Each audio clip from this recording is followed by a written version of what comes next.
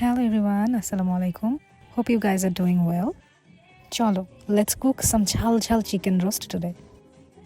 প্রথমেই ফ্রাই প্যানে তেল গরম করে নিয়েছি এবং তার মধ্যে তেজপাতা, দারচিনি, এলাচ এবং লবঙ্গ দিয়ে ভালো করে নেড়ে নিয়েছি।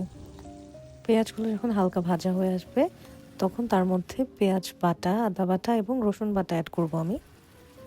এই বাটা মশলাগুলো আমার আসলে রোস্টে দিতে অনেক ভালো লাগে, কারণ এটাতে একটা গ্রেভি ক্রিয়েট হয় যেটা ভাতের সাথে বা পোলাওয়ের সাথে খেতে খুবই মজা লাগে।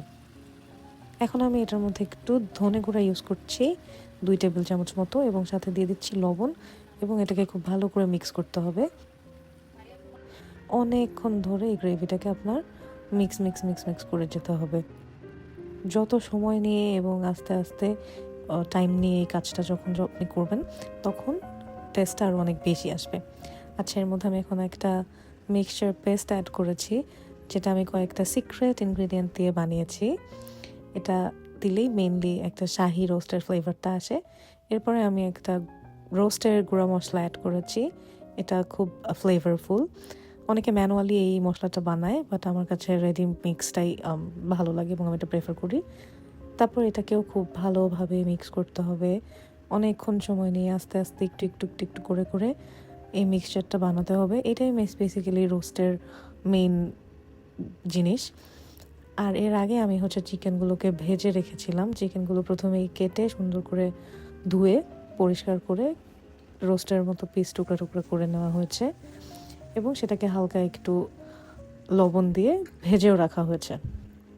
এই যে গ্রেভিটা যখন হয়ে যাবে, যখন মশলার উপরে তেলটা ভেসে আসবে, তখন আমি পুরো চিকেন ভাজা, যেটা হালকা ভাজা চিকেনটা, এই মিক্সচারটার সাথে খুব ভালো করে মিক্স করে ফেলবো, এবং সাথে একটু দুধ অ্যাড করে দিব। এখানে কোনো পানি দিতে হবে না, আমি এখানে একটু মিল্ক ইউজ করি।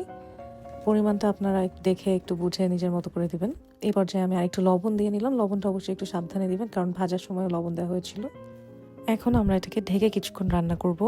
15 থেকে 20 মিনিট মতো এটাকে ঢেকে রান্না করলেই চিকেনটা সেদ্ধ হয়ে যাবে, কারণ এই চিকেনটা সেদ্ধ হতে খুব বেশি টাইম লাগে না। এই পর্যায়ে আমি অনেকগুলো কাঁচামরিচ ঝাল অনুযায়ী, যে যতটুকু ঝাল খেতে পছন্দ করেন, সাথে কিছু চিনি এবং একটুখানি ঘি দিয়ে এটাকে আরও কিছুক্ষণ রান্না করব। মানে এটার পানিটা যতক্ষণ না শুকিয়ে যায় ততক্ষণ এটাকে রান্না করতে হবে। একটু সাবধানে এই প্রসেসটা করতে হয় এই পর্যায়ে, কারণ আমি যতবার চিকেন রান্না করতে যাই, রোস্ট করতে যাই, আমার মাংসগুলো একেবারেই খুলে যায়। যাই হোক, এই পর্যায়ে আমি একটু গোলাপ জল আর একটুখানি কেওড়া ওয়াটার, এটা না দিলেও হয়, বাট গোলাপ জলটা ফ্লেভার আসে, অনেক ভালো লাগে খেতে। তো একটু গোলাপ জল অ্যাড করে নিয়েছি এবং এটাকে আরেকটু ভালো করে নেড়েচেড়ে শুকিয়ে নিয়েছি। এই তো রেডি হয়ে গেল আমার ঝাল ঝাল চিকেন রোস্ট। চলো এখন এটা খেয়ে দেখি কেমন হয়েছে এবং একটু রিভিউ শেয়ার করি।